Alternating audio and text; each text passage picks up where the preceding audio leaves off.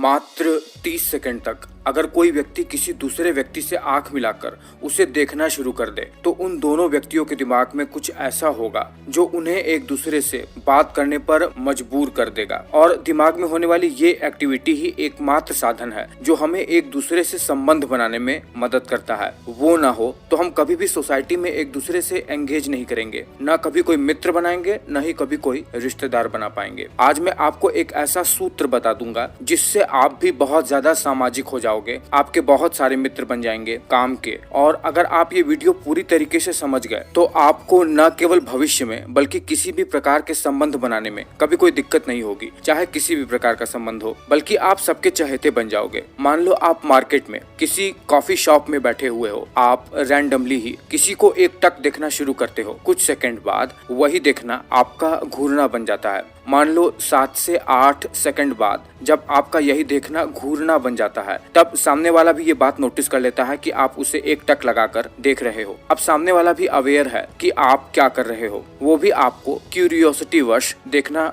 शुरू कर देता है। 12-13 सेकंड में अब सब कुछ अजीब सा हो जाता है। मान लो किसी कारणवश दोनों का आई कांटेक्ट टूट गया। अब दोनों ही अंदर वियर्ड फील करने लगते हैं। दोनों के ही मन में एक दूसरे की छवि पिक्चराइज हो चुकी है। दोनों का ब्रेन एक दूसरे के चेहरे को स्टोर कर लिया है, उनके छवि को। लेकिन अगर इससे ज्यादा सेकंड तक आई कांटेक्ट होना शुरू हुआ उत्सुकतावश, जो कि जनरली होता ही है, तो आपके ब्रेन में मौजूद हाइपोथैलेमस और पिट्यूटरी ग्लैंड आंखों से आने वाले इस नर्वस सिग्नल के थ्रू स्टिमुलेट होना शुरू हो जाता है। और जैसे ही पिट्यूटरी और हाइपोथैलेमस स्टिमुलेट हुआ, ये हमारे ब्लड सर्कुलेशन में एक बहुत ही स्पेशल किस्म के हार्मोन को रिलीज करना शुरू कर देता है, जिसका नाम है ऑक्सीटोसिन। ऑक्सीटोसिन केवल ब्लड में ही रिलीज नहीं होता है, बल्कि ब्रेन के अंदर भी ये न्यूरोपेप्टाइड की तरह रिलीज होता है। ऑक्सीटोसिन दरअसल हाइपोथैलेमस के पैरा वेंट्रिकुलर न्यूक्लियस और सुप्रा ऑप्टिक न्यूक्लियस पर बनता है और पोस्टीरियर पिट्यूटरी में स्टोर रहता है। जैसे ही ये स्टिमुलेट हुआ, ये हमारे ब्लड स्ट्रीम में रिलीज हो जाता है। ब्लड में रिलीज होने के बाद ये हमारे इस सेंट्रल नर्वस सिस्टम के अलावा जो पेरिफेरल टिश्यू है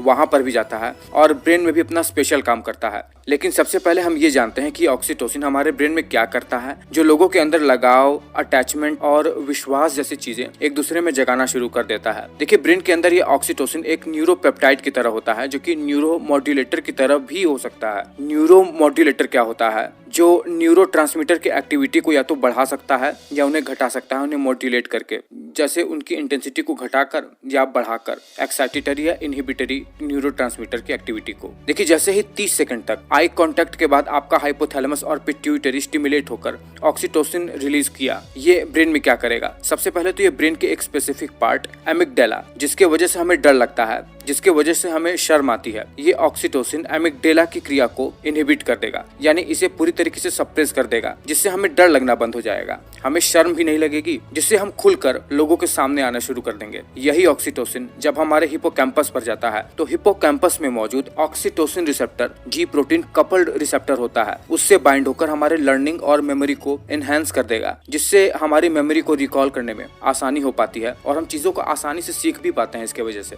जब यही ऑक्सीटोसिन हमारे ब्रेन के आगे वाले हिस्से, जिसे प्री फ्रंटल कॉर्टेक्स कहते हैं, वहां पर जाएगा, तो ये हमारे डोपामिनर्जिक पाथवे, जो कि मीजोकॉर्टिकल पाथवे और मीजोलिम्बिक पाथवे होता है, उन्हें मॉड्यूलेट कर देगा, उनके न्यूरोट्रांसमीटर को मॉड्यूलेट करेगा, या उसी पाथवे पे मौजूद जो साइनेप्सेस हैं उनमें प्लास्टिसिटी लाकर ये मॉड्यूलेट करेगा पूरे के पूरे पाथवे को, जिससे हमें रिवॉर्ड मिलता है, एक पॉजिटिव फीडबैक मिलेगा हमें इस प्री फ्रंटल कॉर्टेक्स में ऑक्सीटोसिन की क्रिया की वजह से, जो हमें इसके लिए मोटिवेट करेगा कि यही काम आप दोबारा से करो। उदाहरण के लिए, जब आप किसी व्यक्ति से बात करना शुरू करते हो आई कांटेक्ट मिलाकर, तो आपको एक प्लेजर का रिवॉर्ड मिलेगा। ऑक्सीटोसिन तो रिलीज हो ही रहा था, अब क्या होगा कि डोपामाइन भी इसमें इन्वॉल्व हो जाएगा प्लेजर मिलने के साथ ही। अब आपको इस बात को मोटिवेशन मिलने लगेगा कि सामने वाले व्यक्ति से और ज्यादा बात करो, और यही पॉजिटिव फीडबैक व्यक्ति के अंदर एक दूसरे के प्रति स्ट्रॉन्ग इमोशन कनेक्ट करेगा और व्यक्ति सोशल बॉन्डिंग की तरफ बढ़ता चला जाएगा। देखिए, यही ऑक्सीटोसिन हमारे ब्रेन स्टेम में जब जाता है तो ये ब्रेन स्टेम के जरिए क्या क्या करेगा? जहां भी हमारे शरीर में दर्द की फीलिंग हो रही है, जहां जहां जलन वगैरह हो रहा है, इन्फ्लेमेशन वगैरह, उसको ये सप्रेस कर देगा, जिससे हमें दर्द वगैरह का कभी एहसास नहीं होगा। अब देखिए, ये बात बताकर मैं आपको क्या बताना चाहता हूँ, मात्र 30 सेकंड के लिए अगर आप किसी से आई कांटेक्ट कर लोगे,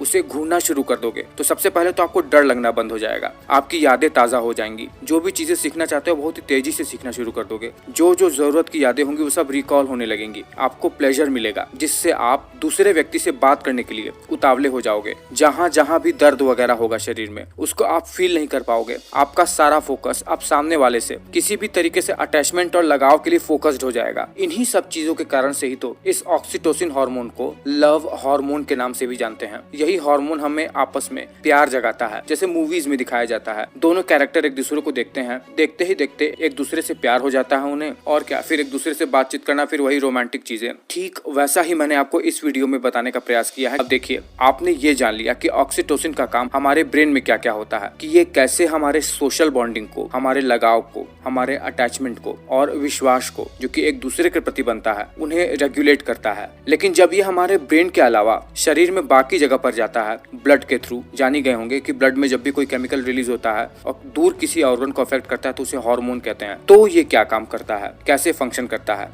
इन सब चीजों के बारे में चलिए जानते हैं। चलिए सबसे पहले आपको इसके मेजर फंक्शन के बारे में बता देते हैं। देखिए, एज ए हार्मोन ये कैसे काम करता है। जब भी किसी औरत की डिलीवरी होने वाली होती है तो जरूरी है कि उसका गर्भाशय यानी उसका यूटेरस पहले से सिकुड़कर, कॉन्ट्रैक्ट होकर रिदमिकली बच्चे को बाहर की ओर पुश करे। इसके लिए ये ऑक्सीटोसिन हार्मोन सबसे ज्यादा इंपॉर्टेंट होता है। ये क्या करेगा, यूटेरस के एंडोमेट्रियम सेल पर मौजूद ऑक्सीटोसिन रिसेप्टर से बाइंड हो जाएगा और उन्हें कॉन्ट्रैक्ट करेगा रिदमिकली, जिससे बच्चा आसानी से पुश होकर बर्थ कैनाल से बाहर निकल जाए। देखिए, जब बच्चे का जन्म हो जाता है तो माँ के स्तन से दूध निकलने लगता है। प्रेगनेंसी के वक्त से ही औरत के स्तन में दूध बनना तो शुरू हो जाता है, पर वो बाहर नहीं निकलता है तब तक जब तक औरत के अंदर पर्याप्त मात्रा में ऑक्सीटोसिन रिलीज होना ना शुरू हो जाए। देखिए क्या होगा, यही ऑक्सीटोसिन जब डिलीवरी के बाद औरत में बहुत ज्यादा हो जाता है तो ये ऑक्सीटोसिन ब्रेस्ट में मौजूद लैक्टिफेरस डक्ट के स्मूथ मसल से बाइंड होकर उन्हें कॉन्ट्रैक्ट करेगा और मिल्क को बाहर इजेक्ट करवाएगा। यही ऑक्सीटोसिन दूध पिलाते वक्त माँ और बच्चे के बीच एक स्ट्रॉन्ग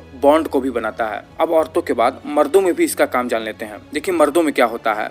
मर्दों में दरअसल सेक्सुअल एक्टिविटी के दौरान जब भी इजैकुलेशन का टाइम आता है तो उनमें ये एपिडिडाइमस और सेमिनल वेसिकल्स के स्मूथ मसल को कॉन्ट्रैक्ट करके सीमेन के लिक्विड और स्पर्म को बाहर की ओर पुश करता है, और इसी पुश के साथ सीमेन एक फोर्स के साथ बाहर निकलता है जिससे स्पर्म आसानी से एग के पास पहुंच जाए फैलोपियन ट्यूब में। तो अब तक जो हमने जाना है उसकी समरी जान लेते हैं। देखिए, अब तक हमने क्या जाना है कि जब भी आप किसी से आई कांटेक्ट करोगे, उन्हें घूर कर देखोगे लगभग 30 सेकंड के लिए, तो आपका पिट्यूटरी ग्लैंड स्टिमुलेट हो जाएगा और ऑक्सीटोसिन को रिलीज कराएगा, और आपके अंदर यही ऑक्सीटोसिन अब ब्रेन के वॉरियस पाथवे पे काम करेगा। ब्रेन के वॉरियस पार्ट पर जाकर काम करके ये आपके अंदर अफेक्शन, लव, लगाव, अटैचमेंट जैसी चीजों को एक दूसरे के प्रति जगा देगा म्यूचुअली। इसीलिए इस ऑक्सीटोसिन को लव हार्मोन के नाम से भी जानते हैं। इसी ऑक्सीटोसिन हार्मोन की वजह से ही डिलीवरी के वक्त औरतों का यूटेरस कॉन्ट्रैक्ट होकर बेबी को बाहर की ओर पुश करता है। यही ऑक्सीटोसिन ब्रेस्ट में जाकर